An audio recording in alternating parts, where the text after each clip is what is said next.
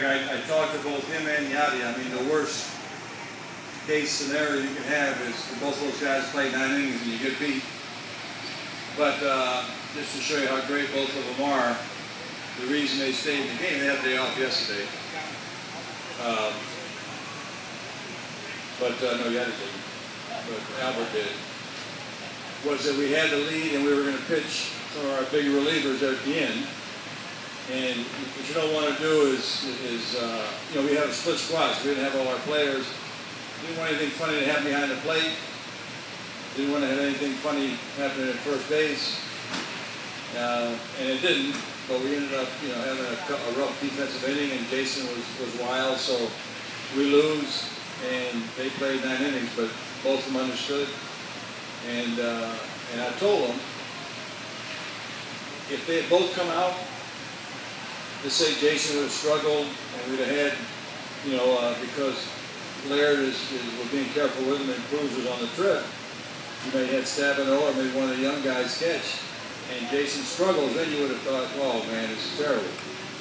Or if the play at first base where Vasquez made a tough throw, or somebody else misses that, you think, well, if it had been Albert. So at least, you know, we lost with our best, but that was a big price to pay, because they are both on the trip at 7:15 tomorrow morning to go to Fort Myers. And the last thing about today's game, well, 2 things. One, if you're going to have a ball at second base and to make a throw to first base, with anybody else in our camp, the guy you want to throw is Ramon Vasquez.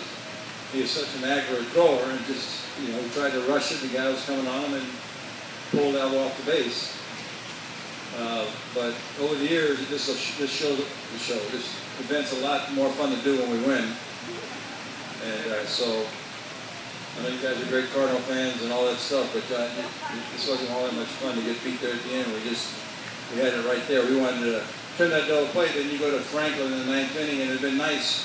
So you hope in spring training the closer has a couple of chances to pitch with that kind of pressure. So really, it's a terrible day. Any questions? But, you know, I will say, as much as any club we've ever had, the effort level from the practice into the games with this team has been outstanding. And most days we really executed well. You know, we got a nice winning record, although I know the club got beat by 1 run in Kissimmee too, so tough afternoon. But I mean, I really like it. We all, coaching staff, front office, we all like this club a lot. And we got 2 of our guys here. You know, Jaime really had a great year last year, and in Matt's case, when it comes to spring training, the coaches watch guys we haven't seen much. And everything that he did in the practice part got our attention, so then you give him a couple of game chances, and he does really well, so you give more game chances, and he keeps doing well. So he's going to play in the big league. It's going to be sooner or later. I'm not sure which, but he will be a big leaguer for the St. Louis Cardinals.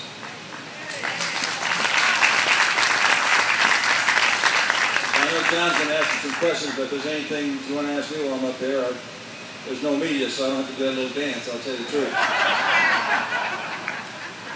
Yes, sir. Starting lineup set for the season?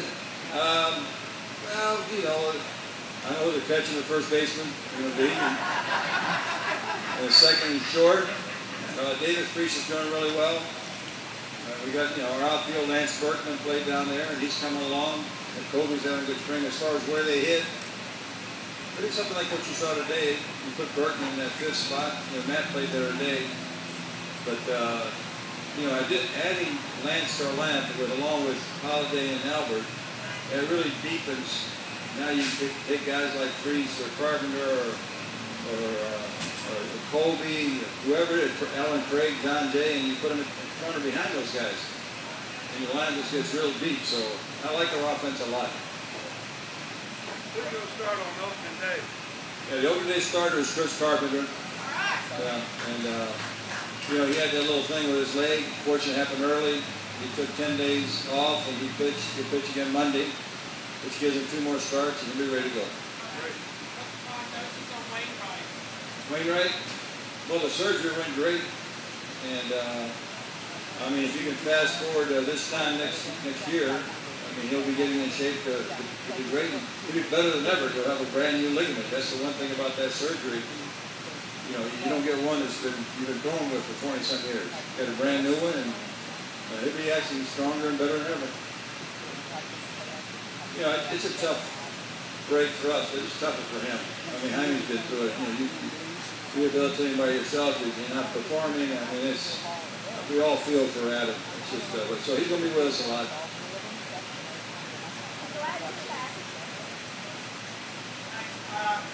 Where are you now with, what are your thoughts on the middle of the league? Well, this is just about the time. Starting tomorrow's the 20th. You take the first 2.5 weeks, and you give a lot of guys chances, and you start evaluating. And, you know, a lot of the focus has been on Kyle McClellan, and he's pitched outstanding. But as you've seen, and this has been true for a lot of years, you can go back to Whitey's days and before that. You know, the bullpen now is as important as the starters.